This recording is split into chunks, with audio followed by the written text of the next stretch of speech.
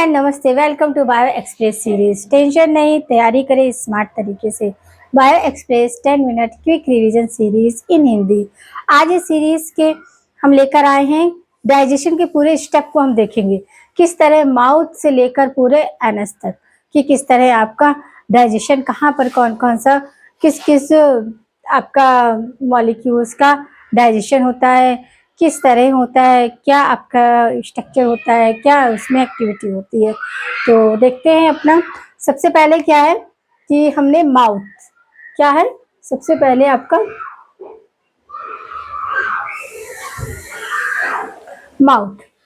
Mouth food को intake किया, saliva mix हुआ और किस में कन्वर्ट हो गया, बॉलस में। किस में? बॉलस में। ये क्वेश्चन पूछा जाता है कि आपका कायम किस फॉर्म में कहाँ रहता है, बोलस कहाँ रहता है, तो आपको याद रखना है बॉलस फॉर्म कहाँ है आपका। जो हमारा फेरिंग्स में पास आउट होता है फूड पार्टिकल, वो बोलस के फॉर्म में होता है, जो हमने इंटेक किया होता है माउथ में। माउथ में आपका सलाइवरी ग्लैंड से क्या होता है, सीक्रेट होता है सलाइवा, और वो मिक्स होता है और फूड पार्टिकल किस में कन्वर्ट हो जाता है, बॉलस में। फिर आपका आता है buccal cavity, second one. Buccal cavity में स्टार्च का डाइजेशन होता है। कितना? 30% तक स्टार्च का डाइजेशन बक्कल कैविटी में पॉसिबल हो जाता है। किसकी? कैल्शियम आयन की प्रेजेंट में और टाइलिन जिसके प्रेजेंट में। और पीएच आपका 6.8। पीएच अगर 6.8 होगा तभी आपका स्टार्च 30% डाइजेस्ट होगा। कहाँ? बक्कल कैविटी में। वो स्टार्च किस में कन्वर्ट होगा? माल्टोज, आइसोमाल्टोज और डेक्स्ट्रिन। ये क्या है? डाइसेक्राइड है। कितना इसकी कंडीशन है कि क्लोरीन क्लोराइड के आयंस की प्रेजेंस में, और पीएच कितना होना चाहिए? 6.8। कितना? 6.8। ये पीएच कंपलसरी है, ये पीएच ही होगा तभी जाके ये 30% डिग्रेड होता है, अदरवाइज ये इतना ज्यादा क्वांटिटी में डिग्रेड नहीं होता है। यहाँ कार्बोहाइड्रेट का, क्योंकि कार्बोहाइड्रेट है माल्टोज वगैरह, इनका डाइजेशन स्टार्ट होता है। तो हम कह सकते हैं बक्कल कैविटी में हमारा स्टार्ट कार्बोहाइड्रेट मॉलिक्यूल का डाइजेशन स्टार्ट हो जाता है। माउथ में लिया, सलाइवा मिक्स हुआ तो फूड पार्टिकल बॉलस में कन्वर्ट हो गया। बक्कल कैविटी में क्या हुआ कि यहाँ पर कार्बोहाइड्रेट डाइजेशन स्टार्ट हो जाता है। किसकी प्रेजेंस में? आपके टाइलिन और आपका क्लोरीन आयन, क्लोराइड आयन के प्रेजेंस में।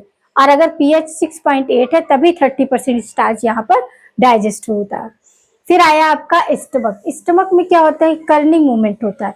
कर्निंग मूवमेंट मतलब आपका माउथ बॉलस में, फिर वो फेरिंग्स से हो गया, फेरिंग्स से इसोफेगस, इसोफेगस से आपका स्टमक में। तो स्टमक में ये कर्निंग प्रोसेस होता है और यहीं पर आपका कर्निंग प्रोसेस।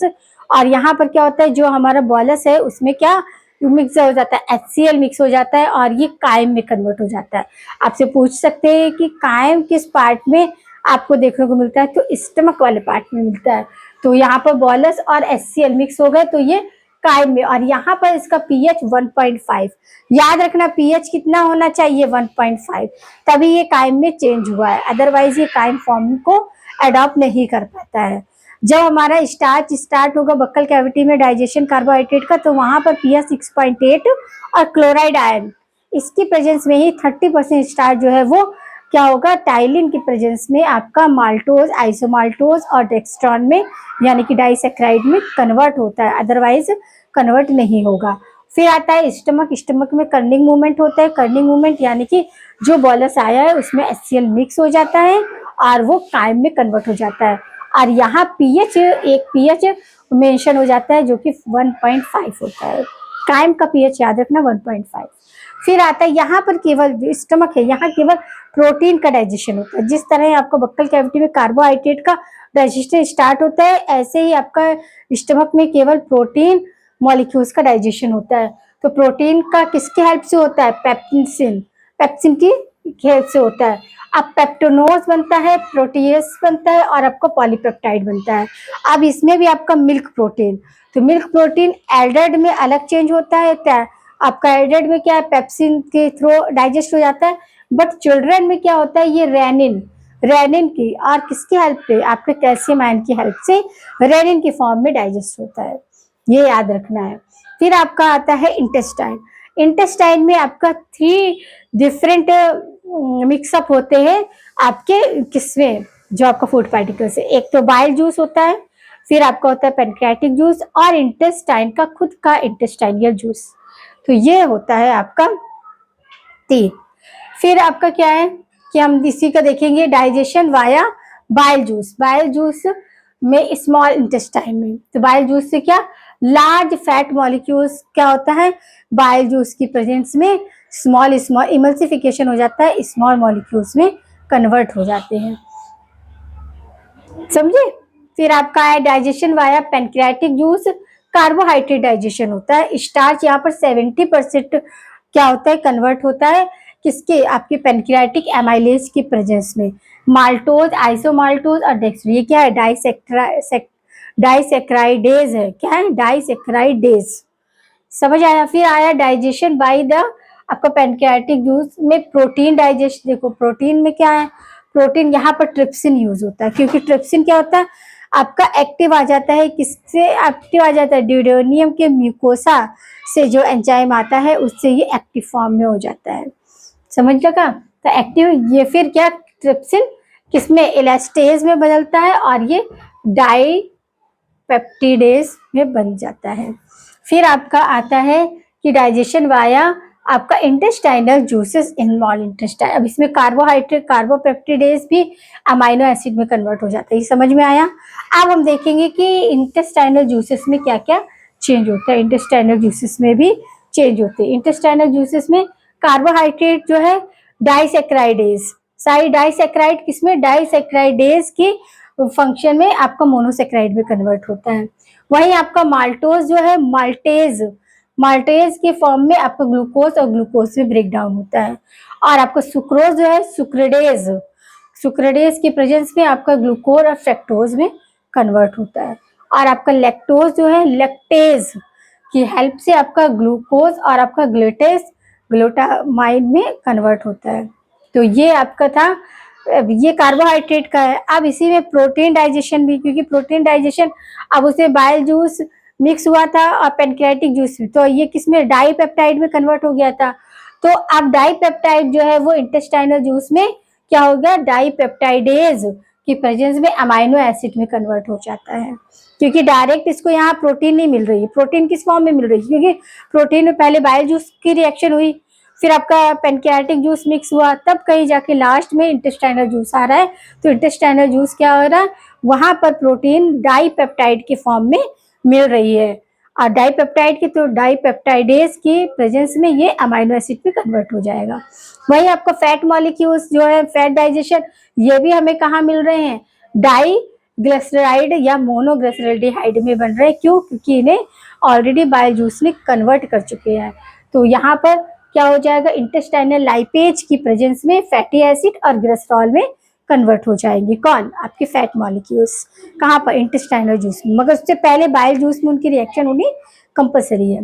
फिर है nucleic acid digestion. Nucleic acid digestion क्या है, न्यूक्लियोटाइड्स, ये न्यूक्लियोटाइडेज की प्रेजेंस में आपका न्यूक्लियोसाइड्स और आपका पेंटोस में कन्वर्ट हो जाते हैं। वहीं आपका न्यूक्लियोसाइड्स, ये भी आपका न्यूक्लियोसाइडेज की प्रेजेंस में आपका क्या करते हैं, नाइट्रोजन बेस और आपका पेंटो शुगर में कन्वर्ट हो जाते हैं। तो ये हुआ आपका स्मॉल इंटेस्टाइन में क्या क्या हुआ, और लार्ज इंटेस्टाइन में कोई भी डाइजेशन नहीं होता है, वहाँ केवल एब्जॉर्प्शन होता है। अब देखेंगे एब्जॉर्प्शन।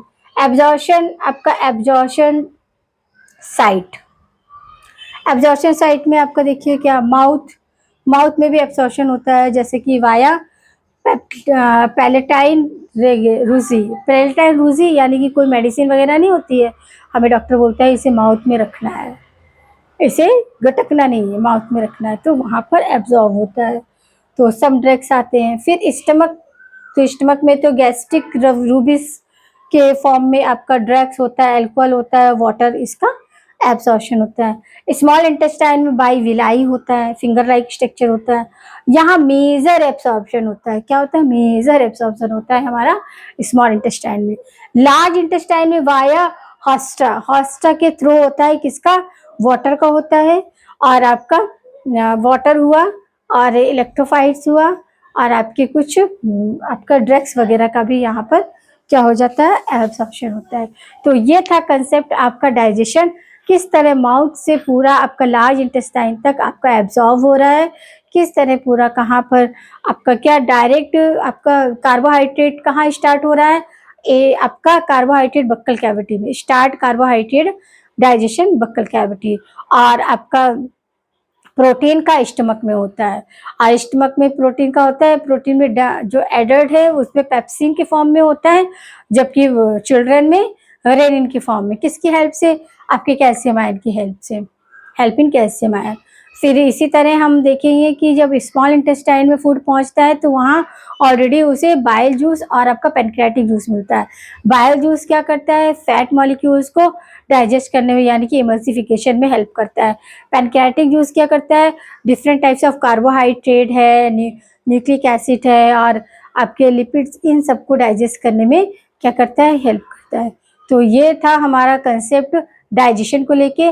उम्मीद करते हैं कि आपको अंडरस्टैंड हुए होंगे। इसी तरह बने रहिए हमारे साथ सीरीज में और करते रहिए अपने कंसेप्ट को बूस्ट। तो मिलते हैं नए टॉपिक के साथ, एक नए कंसेप्ट के साथ।